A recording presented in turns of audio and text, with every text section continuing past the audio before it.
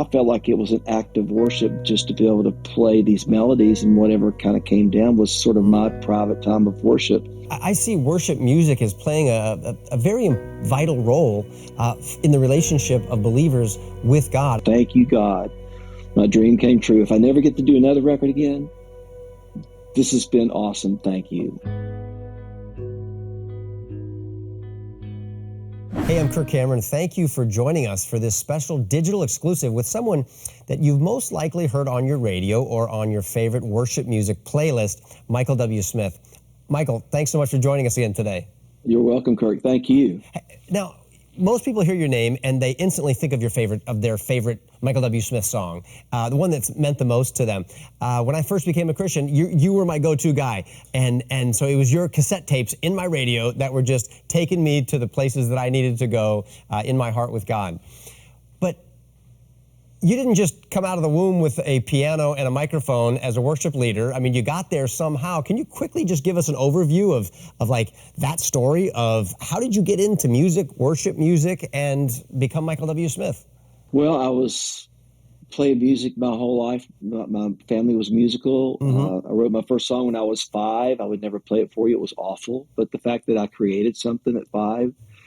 And then, I grew up on the Beatles and Elton John and Andre Crouch. And then, long story short, I just felt like this is what God wanted me to do for the rest of my life. And so I moved from Canova, West Virginia to Nashville, Tennessee. And I did all the stuff, waited tables and planted shrubs and worked at Coca-Cola.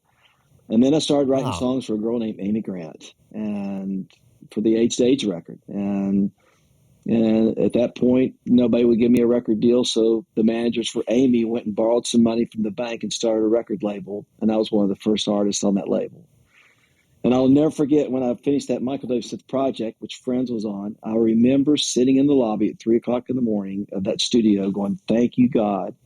My dream came true. If I never get to do another record again, this has been awesome. Thank you. And here I am 4 decades later. So Man, you can't orchestrate this stuff. It's kind of like, it's been a remarkable journey. It really has. that is so amazing. Man, I'm so glad that they did that. I'm so glad that they gave you a shot. And here you are 40 years later.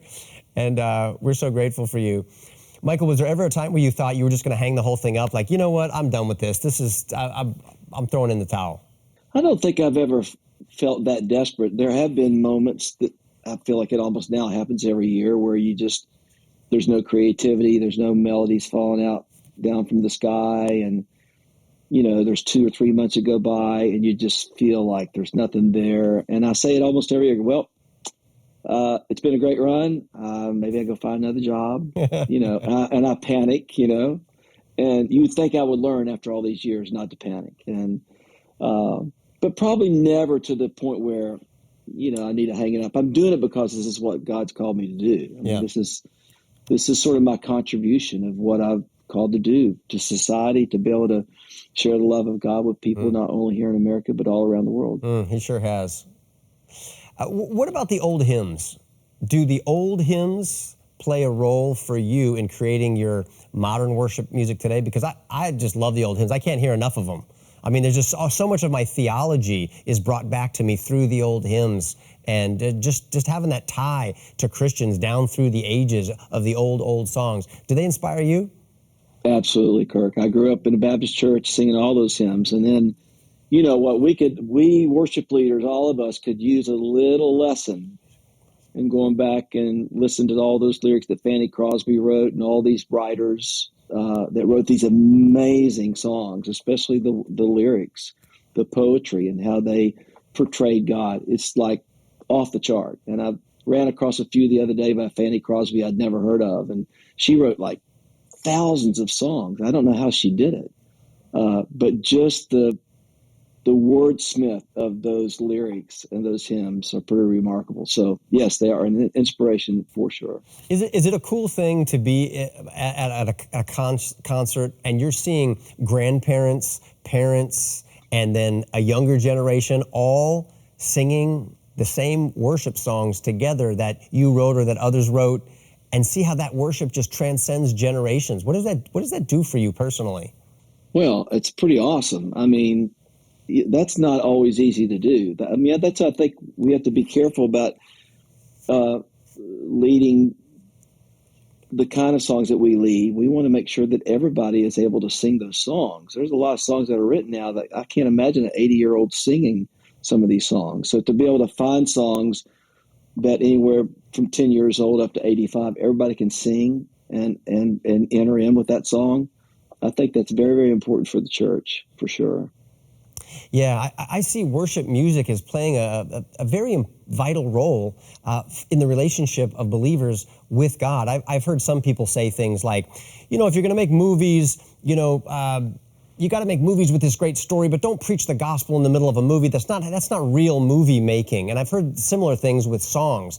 People will say, well, you know, that worship music, that's not really the same as like a great crafted song, you know, and you're giving sort of these repetitive lyrics for people to say things to God. But I think it's a unique genre that is needed and critical, don't you? I do. And I mean, and I think as writers, I mean, obviously I'm a songwriter, you know, you obviously want to challenge yourself to be able to talk about the extraordinary love of God, but how do you say it in a different way? Yeah. Is there a different word? Is there something that you've not found, you know? And that's what I loved when I heard Above All. I didn't write Above All. A lot of people think I did, and it was Lenny LeBlanc and Paul Baloche. But, you know, like a rose trampled on the ground, you took the fall and thought of me above all. I just thought, whoa. And I remember when I first heard that, I lost it. You know, I just was so moved by that imagery of that. And so, yeah, I think as songwriters, we're trying to kind of, how can we say it in a little different way, and then craft a great song, you know, and write a song that people will sing for the rest of their lives. And that is not always easy. I'll be the first to say that. Well, Michael, what's harder, writing a song that expresses something that you're feeling, right? Like you hear a lot of songs on the radio, versus writing a song for the purpose of other people singing that song to God? Yeah, I think the latter. I think writing a song for people to sing to God is way, way much harder for me for some reason. When the first thing you're talking about is me just writing, like I was here last night in my studio and I just put my hands on the keyboard and I was writing something that felt like it was right out of the 18th century, you know. I felt like Handel was maybe in the other room, you know. Yeah. And I was writing these classical things and these things were oozing out of me and I'm going, oh my gosh, I love this. This is beautiful. I don't know if anybody will ever hear that song, but I felt like it was an act of worship just to be able to play these melodies, and whatever kind of came down was sort of my private time of worship. And maybe nobody will ever hear it, but that's the easiest thing for me to do is just hit record and just let it all come out. And I never know what's going to come out, Kirk. It could be a pop song. It could be a little classical. I'm a big cinematic fan, a big John Williams fan. And then all of a sudden you're writing a worship song. But you just never know what's coming, and I love the surprise of all that. Michael, what piece of advice could you give to someone like my son, who is a young man, has a passion for music, loves to sing, loves to write, he's got his guitar, he's got his piano, and he's trying to just come up with something awesome? What's a piece of advice with all of your experience that you could give to someone like him? Well, first and foremost, he needs to surround himself with great people. That's been key, I think, with my success. And then just listen to great songs. And if he's got a musical tribe of people that he hangs out with, you know, just sort of people who want to raise the bar and not write just the mediocre. You know, I just found when I was learning to write and trying to get better, I would just go listen to great songwriters sing their songs, or go back and listen to some of these things from the 70s and the 80s and the 90s, where the songs were just incredible.